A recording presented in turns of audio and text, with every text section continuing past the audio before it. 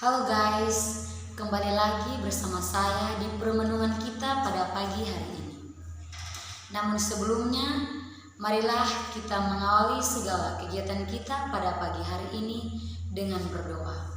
Marilah kita berdoa. Dalam nama Bapa dan Putra dan Roh Kudus. Amin. Inilah Injil Yesus Kristus menurut karangan Santo Lukas. Dimuliakanlah Tuhan. Injil Lukas bab 5 ayat 17 sampai ayat 19.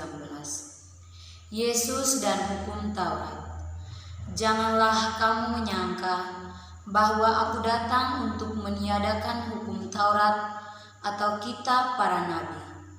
Aku datang bukan untuk meniadakannya, melainkan untuk menggenapinya. Karena aku berkata kepadamu, sesungguhnya selama belum lenyap langit dan bumi ini, satu iota atau satu titik pun tidak akan ditiadakan dari hukum Taurat sebelum semuanya terjadi. Karena itu, siapa yang meniadakan salah satu perintah hukum Taurat, sekalipun yang paling kecil, dan mengajarkannya demikian kepada orang lain, ia akan menduduki tempat yang paling rendah di dalam kerajaan surga.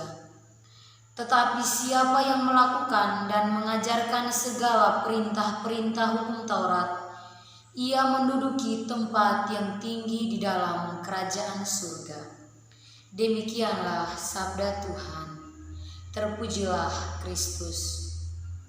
Saudara-saudari yang terkasih di dalam Kristus, judul permenungan yang saya bawakan pada hari ini adalah bukan meniadakan namun memperbaharui. Saudara-saudari yang terkasih di dalam Kristus, penginjil Matius dalam Injil yang ia tulis pada hari ini sangat-sangatlah menarik, di mana di dalam ayat 17 menulis tentang janganlah kamu menyangka bahwa aku datang bukan untuk meniadakan hukum Taurat atau kitab para nabi. Aku datang bukan untuk meniadakannya, melainkan untuk menggenapinya. Saudara-saudari yang terkasih di dalam Kristus, Yesus yang dikandung dari Roh Kudus dilahirkan oleh perawan Maria dan menjadi manusia. Ia dilahirkan ke dunia ini dan menjadi manusia, bukan untuk suatu kesesatan, tetapi untuk menyelamatkan dan ajaran tentang kebaikan, dan untuk menyelamatkan dosa kita manusia. Saudara-saudari yang terkasih di dalam Kristus, di dalam kehidupan kita sehari-hari, terkadang kita tidak menerima orang yang datang untuk memperbaharui, untuk merubah kita, tetapi malah kita menganggap bahwa dia datang untuk menjerumuskan kita ke dalam dosa. Itu adalah pikiran yang sesat, di mana kita harus belajar dari Injil hari ini yang menyatakan bahwa dia yang datang, dia yang mampu merubah kita, sama seperti Yesus yang datang untuk memperbaharui, merubah hidup kita untuk menjadi lebih baik, sama seperti Yesus Kristus.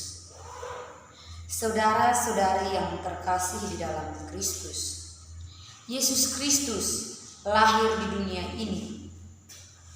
Dia lahir bukan berasal dari dosa, tetapi dia lahir untuk menyelamatkan kita.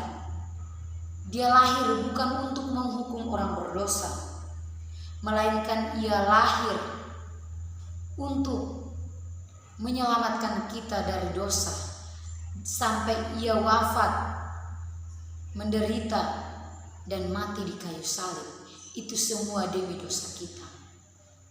Saudara-saudari yang terkasih di dalam Kristus, di dalam kehidupan kita sehari-hari, terkadang kita bersungut-sungut, kita tidak menerima, kita menolak orang-orang yang rela meluangkan waktunya, merelakan kepentingan pribadinya demi kepentingan dan perubahan kita.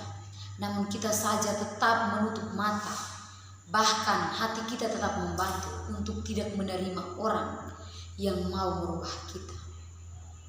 Saudara-saudari yang terkasih di dalam Kristus, di akhir permenungan ini, saya mengajak kita semua, Anda dan saya, untuk kita mampu menerima orang dan mampu menerima Yesus yang datang untuk memperbaharui hidup kita dari dosa dan untuk menjadi yang lebih baik lagi.